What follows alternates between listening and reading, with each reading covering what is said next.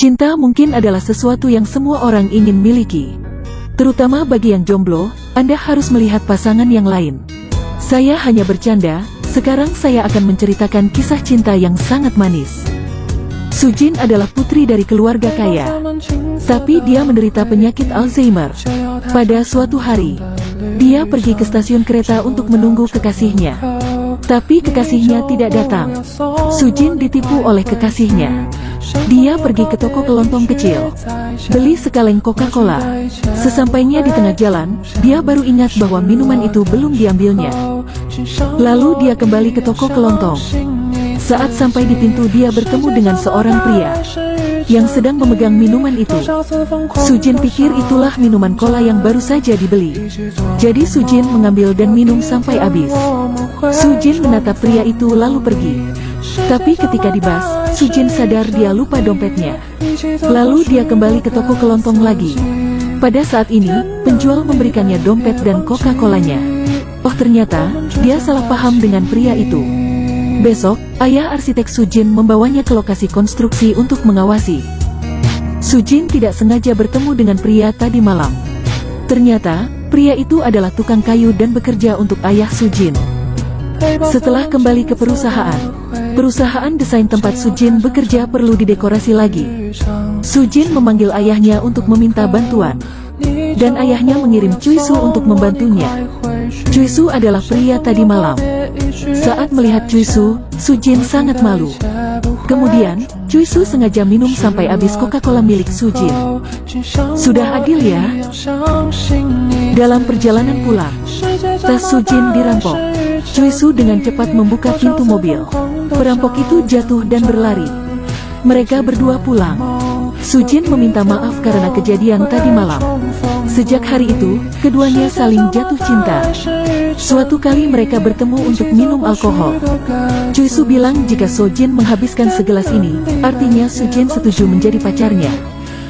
Jika tidak, mereka akan seperti belum pernah bertemu.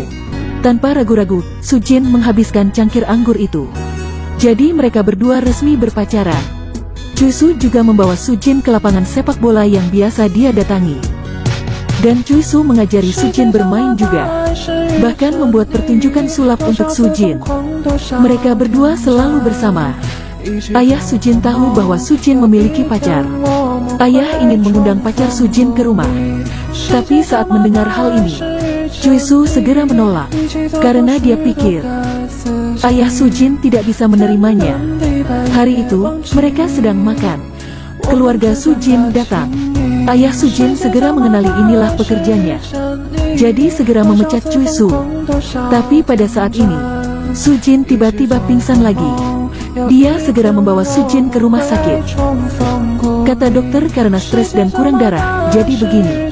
Jadi tidak ada yang perlu dikhawatirkan untuk saat ini. Dengan kesabaran Sujin, dia meyakinkan ayahnya.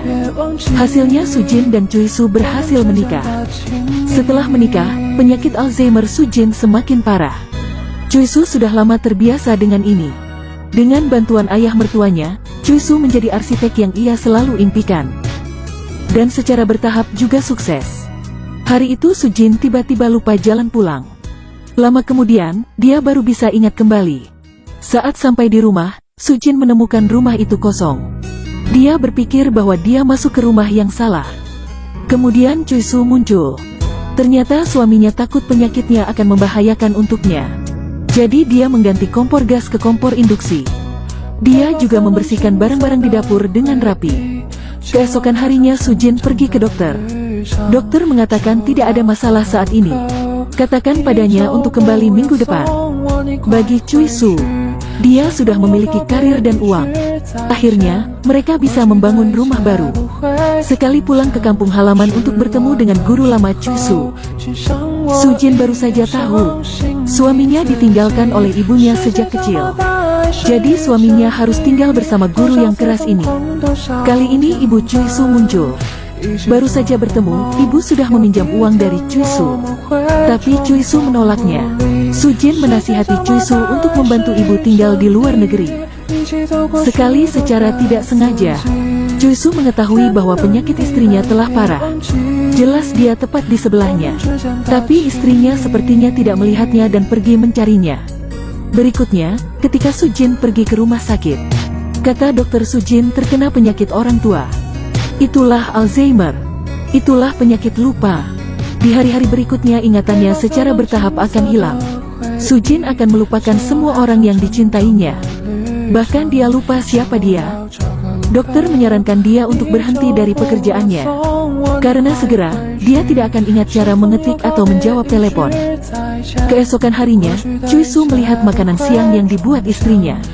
Belum dimasukkan makanan. Choi Soo sadar bahwa penyakit Sujin semakin parah. Dia pergi menemui dokter istrinya.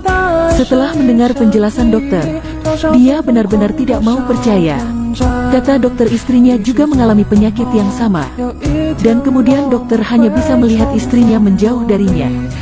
Dokter meneliti penyakit ini bertahun-tahun tetapi tetap tidak berhasil. Agar tidak mengganggu suami, Sujin memutuskan untuk meninggalkannya. Tapi bagaimana mungkin Choi Soo setuju? Choi Soo bilang dia akan selalu di sisinya untuk membantunya memulihkan ingatannya. Choi Soo menempelkan catatan di seluruh rumah agar istrinya tidak lupa. Itu adalah hari ulang tahun ibu Choi Soo. Choi Soo bilang mereka berdua akan pulang malam ini. Tapi setelah Choi Soo pergi, mantan kekasih Sujin muncul dan ingin kembali dengan Sujin. Sujin tidak ingat apa-apa. Dia membawa mantan kekasihnya ke dalam rumah. Choi Soo melihat mereka. Mantan kekasihnya diberi pelajaran oleh Choi Soo. Setelah itu, semua orang menyarankan Choi Soo untuk menyerah. Tapi dia tidak bisa. Hari itu ketika Choi Soo hendak pergi bekerja, istrinya memanggilnya dengan nama mantan kekasihnya. Mendengar itu, Choi Soo sangat sedih. Choi Soo hanya bisa menangis sendiri. Dan saat Sujin melihat foto dirinya dan suaminya di dinding, ia kembali teringat.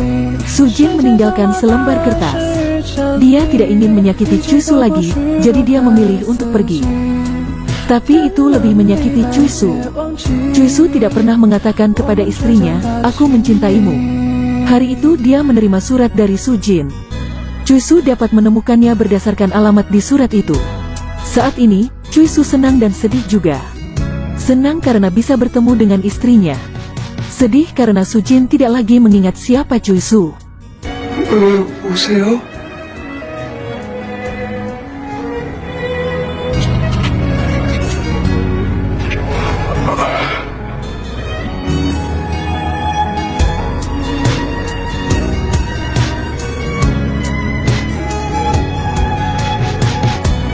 Untuk membantu Sujin menemukan ingatannya, Choi Soo membawanya ke toko kelontong, tempat pertama kali mereka bertemu. Keluarga Sujin juga datang, berharap Sujin bisa mengembalikan ingatannya. Dan untungnya, Sujin sudah ingat. Dia bertanya pada Choi Soo apakah ini surga. Choi Soo menjawab, benar. Di akhir cerita, keduanya pergi ke tempat yang jauh.